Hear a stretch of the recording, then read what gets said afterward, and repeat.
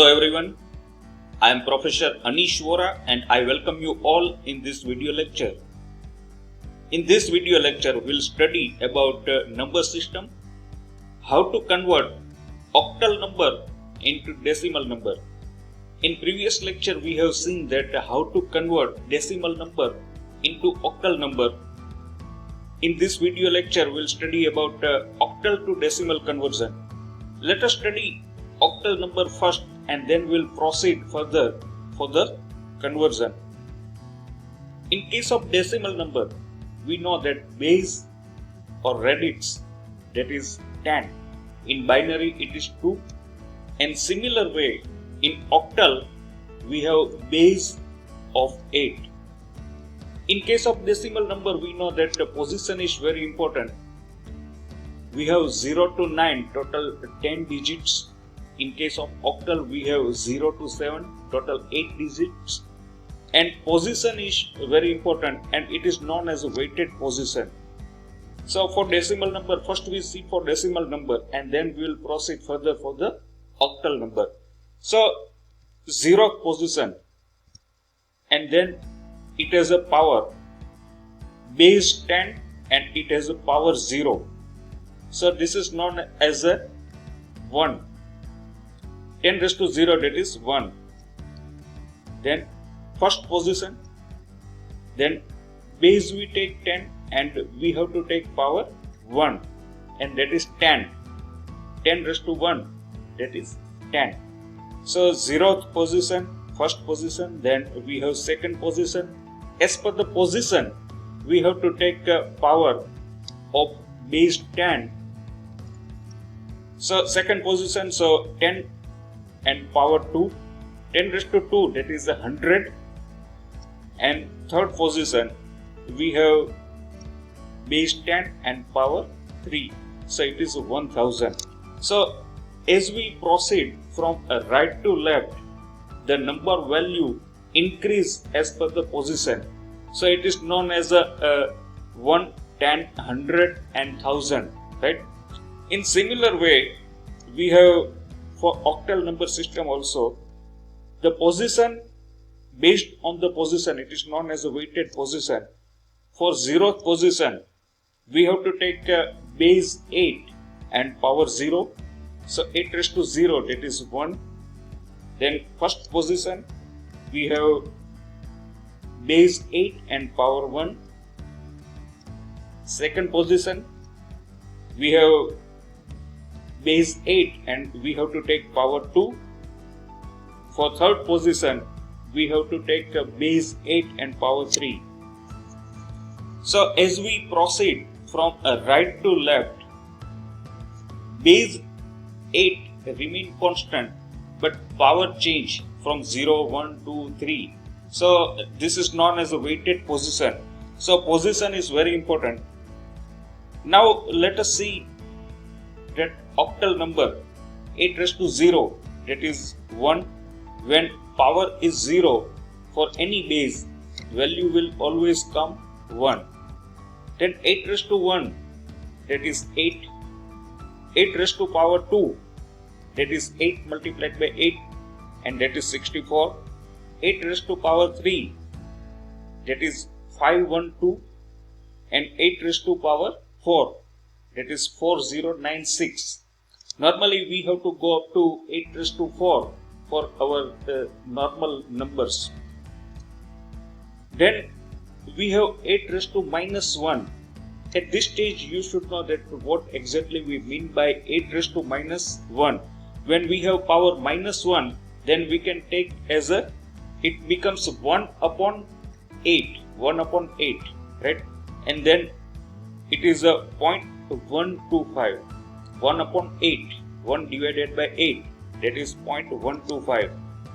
Then 8 raised to minus 2, we have to convert 1 divided by 8 raised to power 2. So 1 divided by 64, and then it comes to 0.015625. So normally we have to go up to 8 raised to minus 2.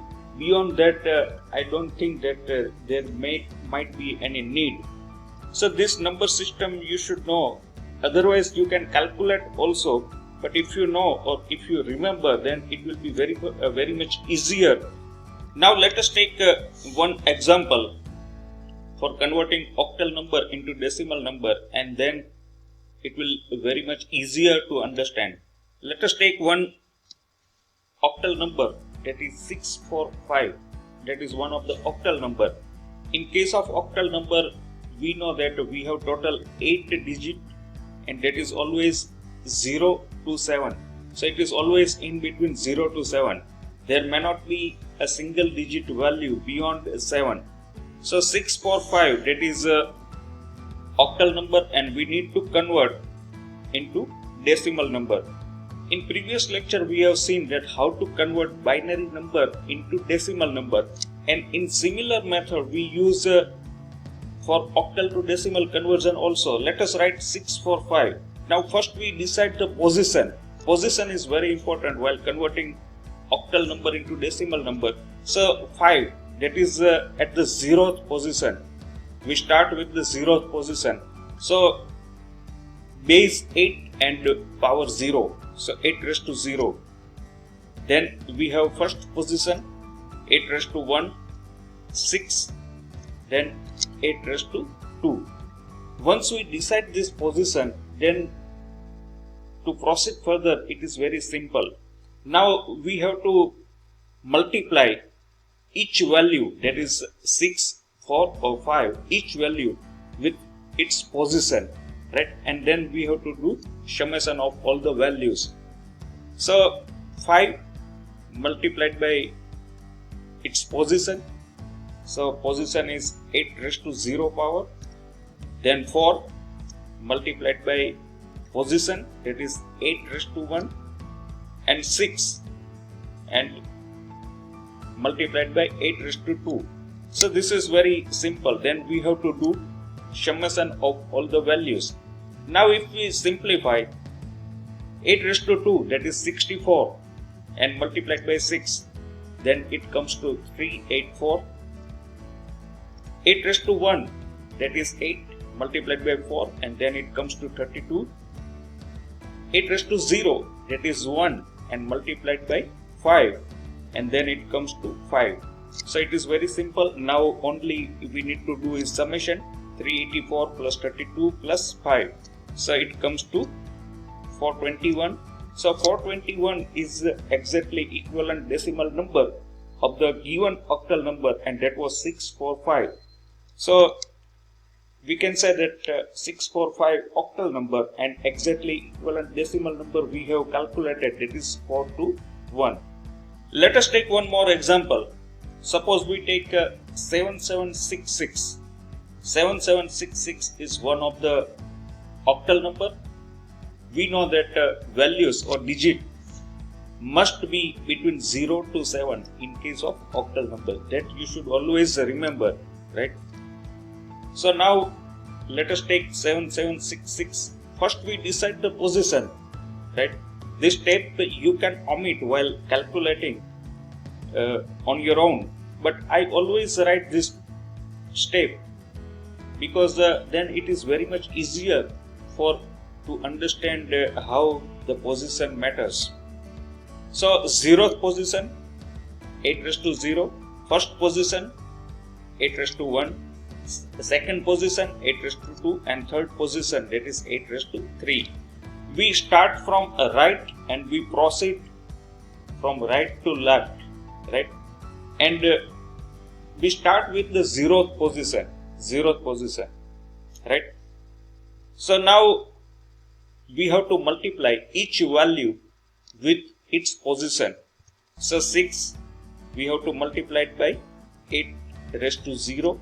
Again 6 we have to multiply by 8 raised to 1. 7 we have to multiply it by 8 raised to 2. And again 7 we have to multiply it by 8 raised to 3. Now we have to do summation of all the values. Now next step is very simple.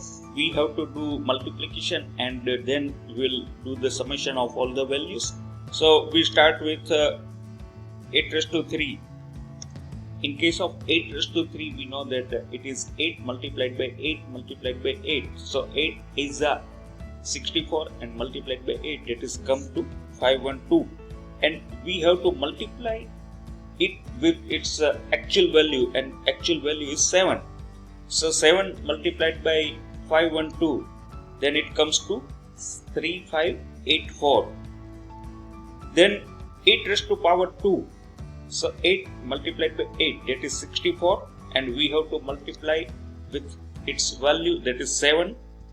So 7 multiplied by 64, so it comes to 448. Then 8 raised to 1, that is 8 multiplied by 6, so it comes to 48.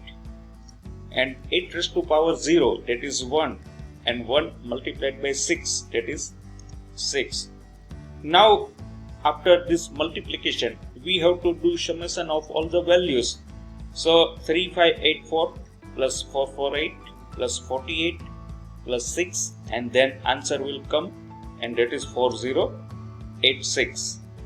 So for 7766 octal number, we have equivalent decimal number, and that is 4086. So this way we can convert our octal number into decimal number. It is very simple.